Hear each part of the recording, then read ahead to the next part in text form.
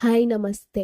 Watch Kannada serial ಚಾನಲ್‌ಗೆ ಸ್ವಾಗತ. ಮೊದಲು ನಮ್ಮ ಚಾನಲ್‌ನ ಸಬ್ಸ್ಕ್ರೈಬ್ ಮಾಡ್ಕೊಳ್ಳಿ. ಇವತ್ತಿನ ರಾಮಾಚಾರಿ ಪೂರ್ತಿ ಸಂಚಿಕೆಯಲ್ಲಿ ಏನಾಗುತ್ತೆ ಅಂತ ನೋಡೋಣ. ಸಂಚಿಕೆ ಕ್ರಮದಲ್ಲಿ ಚಾರು ಹೊರಗಡೆ ಕೂತ್ಕೊಂಡು ಅಳ್ತಾ ಇರ್ತಾಳೆ. ಆಗ ರಾಮಾಚಾರಿ ಬರ್ತಾನೆ. ಅದನ್ನ ನೋಡಿ ಚಾರು ಹೇಳ್ತಾಳೆ, ರಾಮಾಚಾರಿ ಯಾಕೆ ಇವತ್ತು ಇಷ್ಟು ಬೇಗ ಆಫೀಸಿಂದ ಬಂದು ಏನಾದರೂ ಇತ್ತಾ ಅಂತ ಕೇಳ್ತಾಳೆ. ಆಗ ರಾಮಾಚಾರಿ ಹೇಳ್ತಾನೆ, ಅಲ್ಲ ಮೇಡಮ್, ನೀವು ಯಾಕೆ ಈ ರೀತಿ ಮಾತಾಡ್ತಿದ್ದೀರಾ? ಅಮ್ಮ ನೋಡಿದ್ರೆ ಅಮ್ಮನೂ ಒಳ್ಳೆಯವರು, ಈ ಕಡೆ ನೀವು ಒಳ್ಳೆಯವರು.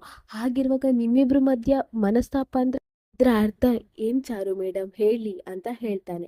ಆಗ ಚಾರು ಹೇಳ್ತಾಳೆ, ನೋಡ್ ರಾಮಾಚಾರಿ, ಅತ್ತೆ ನಂಗೆ ಹೊಡೆದ್ರು ಅಂತ ನಂಗೆ ಒಂದ್ ಸ್ವಲ್ಪನೂ ಬೇಜಾರಿಲ್ಲ. ಆದ್ರೆ ಅತ್ತೆ ಯಾವುದೇ ಕಾರಣಕ್ಕೂ ಹೊಡೆದಿರ್ಲಿ, ಅದಕ್ಕೊಂದು ಕಾರಣ ಅಂತೂ ಇದ್ದೇ ಇರುತ್ತೆ.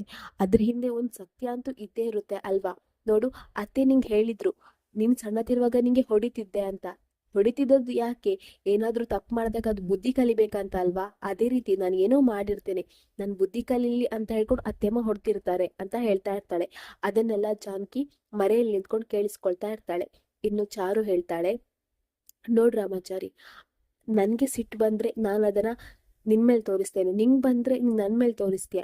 ಹಾಗೆ ನಿಂಗೆ ದುಃಖ ಆದ್ರೆ ಅತ್ತೆ ನಿನ್ನ ಸಮಾಧಾನ ಮಾಡ್ತಾರೆ, ನಂಗ್ ದುಃಖ ಆದ್ರೆ ಅತ್ತೆ ಸಮಾಧಾನ ಮಾಡ್ತಾರೆ.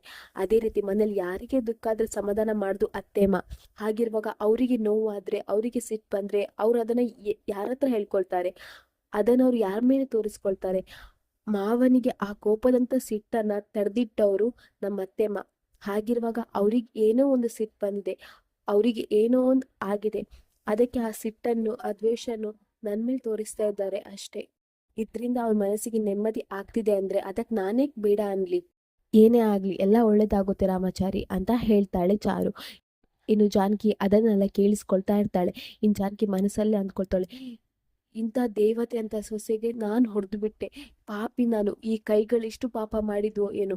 ಇದಕ್ಕೆಲ್ಲ ಕಾರಣ ನನ್ನ ಮಗಳನ್ನ ನಾನು ಸುಮ್ಮನೆ ಬಿಡಲ್ಲ, ಅವಳಿಂದ ಇದೆಲ್ಲ ಆಯ್ತು ಅಂತ ಹೇಳಿ ರೂಮಿಗೆ ಹೋಗಿ ಶ್ರುತಿಗೆ ಹೇಳ್ತಾ ಇರ್ತಾಳೆ, ನೋಡು ನಿನ್ನಿಂದ ನಾನು ಏನೆಲ್ಲ ಮಾಡ್ಬಿಟ್ಟೆ, ನೀನ್ ದೊಡ್ಡ ಪಾಪಿ, ನಿನ್ನಿಂದ ಎಂತ ಪರಿಸ್ಥಿತಿ ಬಂತು ನೋಡು ಅಂತ ಹೇಳ್ಕೊಂಡು ಶ್ರುತಿಗೆ ಬೈತಾ ಇರ್ತಾಳೆ. ಅದನ್ನೆಲ್ಲ ಅದನ್ನ ಚಾರು ಕಿಟಕಿಯಲ್ಲಿ ಕೇಳಿಸ್ಕೊಳ್ತಾ ಇರ್ತಾಳೆ. ಚಾರುಗೆ ಶಾಕ್ ಆಗುತ್ತೆ ಅದನ್ನೆಲ್ಲ ಕೇಳಿ. ಇನ್ನು ಜಾನಕಿ ಹೇಳ್ತಾಳೆ, ನಿನ್ನಂತವಳು ಯಾಕೆ ಬದುಕಿರ್ಬೇಕು, ಹೋಗಿ ಸಾಯೆ ಎಲ್ಲಾದ್ರೂ, ಹೋಗೆ ಹೋಗೆ ಅಂತ ಹೇಳ್ಕೊಂಡು ಶ್ರುತಿಗೆ ತುಂಬಾನೇ ಬೈತಾಳೆ. ಆಗ ಶ್ರುತಿ ಆಯ್ತು ನಾನು ಸಾಯ್ತೇನಂತ ಹೇಳಿ ಹೊರಗಡೆ ಹೋಗಿ ಬಾವಿ ಹಾರ್ಲಿಕ್ಕೆ ಹೋಗ್ತಾಳೆ. ಅಷ್ಟರಲ್ಲಿ ಚಾರು ಬಂದು ಶ್ರುತಿನ ದೂಡಿ ಬಿಡ್ತಾಳೆ. ಶ್ರುತಿ ನಿಂಗೆ ಏನಾಗಿದೆ, ಏನ್ ಮಾಡ್ತಿದ್ಯಾ ಅಂತ ಹೇಳ್ತಾಳೆ. ಆಗ ಜಾನಕಿರು ಬರ್ತಾಳೆ. ಏನಾಗಿದೆ ಶ್ರುತಿ ಹೇಳು ಅಂತ ಹೇಳ್ತಾಳೆ. ಆಗ ಜಾನಕಿ ಹೇಳ್ತಾಳೆ, ನಾವ್ ಯಾರಿಗೂ ಏನು ಹೇಳ್ಬೇಕಾಗಿಲ್ಲ ಶ್ರುತಿ, ಬಾ ಅಂತ ಹೇಳ್ತಾಳೆ.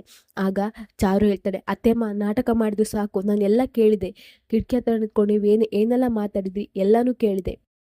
ನಂಗೆ ಇವಾಗ ಏನಾಯ್ತು, ಹೇಗೆಲ್ಲ ಆಯ್ತು, ಇದೆಲ್ಲ ಎಲ್ಲಿಂದ ಶುರು ಆಯ್ತು ಎಲ್ಲನೂ ಗೊತ್ತಾಗ್ಬೇಕು, ಹೇಳಿ ಅತ್ತೆಮ್ಮ, ನೀವ್ ಯಾರಿಗೂ ಹೆದರಬೇಡಿ, ನಾನಿದ್ದೇನೆ, ಏನಾಯ್ತು ಅನ್ನೋದನ್ನ ಪೂರ್ತಿಯಾಗಿ ಹೇಳಿ ಅಂತ ಹೇಳ್ತಾಳೆ. ಆಗ ಜಾನಕಿ ನಡೆದ ಎಲ್ಲ ವಿಚಾರನ ಹೇಳ್ತಾಳೆ. ಅಲ್ಲಿ ಹೋಗಿದ್ದು, ಡಾಕ್ಟರ್ ಹತ್ರ ಹೋಗಿದ್ದು, ಆ ಹುಡುಗನ ಹತ್ರ ಹೋಗಿದ್ದು, ಪ್ರತಿಯೊಂದು ವಿಚಾರನ ಹೇಳ್ತಾಳೆ. ಆಗ ಚಾರು ಹೇಳ್ತಾಳೆ, ಇನ್ಮೇಲೆ ನಾನ್ ನೋಡ್ಕೊಳ್ತೇನೆ ಅಂತ ಹೇಳ್ತಾಳೆ. ಆಗ ಜಾನಕಿ ಹೇಳ್ತಾಳೆ, ಅಲ್ಲಮ್ಮ, ಅದು ಯಾರೋ ಒಂದು ಹೆಂಗಸು ನನಗೆ ಕಾಲ್ ಮಾಡಿ ನಿನ್ನ ಸೊಸೆಗೆ ಹೊಡಿ ಬಡಿ ಕಾಫಿ ತೆಗೆದು ಮುಖಕ್ಕೆ ಚೆಲ್ಲು ಅಂತ ಹೇಳಿ ಟಾರ್ಚರ್ ಕೊಡು ಅಂತ ಹೇಳಿ ಹೇಳ್ತಿದ್ದಾಳೆ. ಅವಳ ಕತೆ ಏನು ಮಾಡೋದಮ್ಮ ಅಂತ ಹೇಳ್ತಾಳೆ. ಆಗ ಚಾರು ಹೇಳ್ತಾಳೆ, ಅಂದರೆ ನನ್ನ ಮೇಲೆ ಯಾರೋ ಒಬ್ರು ಟಾರ್ಗೆಟ್ ಮಾಡ್ತಿದ್ದಾರೆ, ನಿಮ್ಮ ಮೂಲಕ ನನಗೆ ಟಾರ್ಚರ್ ಕೊಡ್ತಿದ್ದಾರೆ, ಅದು ಯಾರಂತ ನಂಗೆ ಗೊತ್ತಾಗಲೇಬೇಕು, ನಂಗೊಂದು ಅನುಮಾನ ಇದೆ, ಅದು ಅವರೇನಾ ಅಂತ ಗೊತ್ತಾಗಬೇಕು, ಮೊದಲು ಆ ನಂಬರ್ ಕೊಡಿ ಅತ್ತೆಮ್ಮ ಅಂತ ಹೇಳ್ತಾಳೆ. ಆಗ ಅವಳು ನಂಬರ್ ಕೊಡ್ತಾಳೆ. ಇನ್ನು ಶ್ರುತಿ ಹತ್ರ ಕೇಳ್ತಾಳೆ, ಶ್ರುತಿ ಆ ಹುಡುಗ ಯಾರು, ಅವನ ಹೆಸರೇನು, ಎಲ್ಲಿರ್ತಾನೆ ಎಲ್ಲಾನು ಕೇಳ್ತಾಳೆ. ಆಗ ಶ್ರುತಿ ಎಲ್ಲ ಡೀಟೇಲ್ಸ್ ಕೊಡ್ತಾಳೆ ಚಾರುಗೆ. ಇನ್ನು ಈ ಕಡೆ ರುಕ್ಕು ಮತ್ತೆ ವೈಶಾಖ ರೋಡಲ್ಲಿ ಐಸ್ ಕ್ರೀಮ್ ತಿಂತಾ ಬರ್ತಾ ಇರ್ತಾರೆ. ವೈಶಾಖ ಹೇಳ್ತಾಳೆ, ಎಷ್ಟು ಖುಷಿ ಆಗ್ತಿದೆ ಗೊತ್ತಾ ರುಕ್ಕು, ಈ ಐಸ್ ಕ್ರೀಮ್ ತಿನ್ನೋಕೆ ಮನೆ ದಗದಗ ಅಂತ ಉರಿತಿದೆ, ಅದರಲ್ಲಿ ನಾವು ಈ ಐಸ್ ಕ್ರೀಮ್ ತಿಂತಿದ್ದೇವಲ್ಲ, ತುಂಬಾನೇ ಖುಷಿ ಆಗ್ತಿದೆ ಅಂತ ಹೇಳ್ತಾಳೆ. ಆಗ ರುಕ್ಕು ಹೇಳ್ತಾಳೆ, ಅಕ್ಕ ನಮ್ಮ ನೆಕ್ಸ್ಟ್ ಪ್ಲಾನ್ ಏನು ಅಂತ ಹೇಳ್ತಾಳೆ. ಆಗ ವೈಶಾಖ ಹೇಳ್ತಾಳೆ, ನೆಕ್ಸ್ಟ್ ಪ್ಲಾನ್ ಏನಂತ ಗೊತ್ತಿಲ್ಲ ರುಕ್ಕು, ಆದ್ರೆ ಇವಾಗ ನಾವು ಅಲ್ಲಿ ಎಲ್ರೂ ಸುಟ್ಟೋಗಿದಾರ, ಅರ್ಧ ಸುಟ್ಟಿದಾರ, ಪೂರ್ತಿ ಸುಟ್ಟಿದಾರ ಅಂತ ನೋಡ್ಕೊಂಡು ಮಜಾ ಮಾಡಬೇಕು ಅಷ್ಟೇ ಅಂತ ಹೇಳ್ತಾಳೆ. ಅಷ್ಟರಲ್ಲಿ ಚಾರು ಆ ನಂಬರ್ಗೆ, ಅಂದ್ರೆ ವೈಶಾಖ ನಂಬರ್ಗೆ ಕಾಲ್ ಮಾಡ್ತಾಳೆ. ಆಗ ವೈಶಾಖ ನೋಡ್ತಾಳೆ, ಏ ರುಕ್ಕು, ಏ ರುಕ್ಕು, ಈ ನಂಬರ್ಗೆ ಕಾಲ್ ಬರ್ತಿದೆ ಕಣೆ, ಅದೇ ನಾವು ವಿಡಿಯೋನ ಕಳಿಸಿ ಬ್ಲ್ಯಾಕ್ ಮೇಲ್ ಮಾಡ್ತಿದ್ವಲ್ಲ ಆ ನಂಬರ್ಗೆ ಕಾಲ್ ಬರ್ತಿದೆ ಕಣೆ ಅಂತ ಹೇಳ್ತಾಳೆ. ಆಗ ರುಕ್ಕು ಹೇಳ್ತಾಳೆ, ಅಕ್ಕ ಯಾರಂತ ನೋಡು, ರಿಸೀವ್ ಮಾಡು, ಇಲ್ಲದಿದ್ರೆ ಡೌಟ್ ಬರುತ್ತಲ್ವಾ ಅಂತ ಹೇಳ್ತಾಳೆ. ಆಗ ವೈಶಾಖ ರಿಸೀವ್ ಮಾಡ್ತಾಳೆ.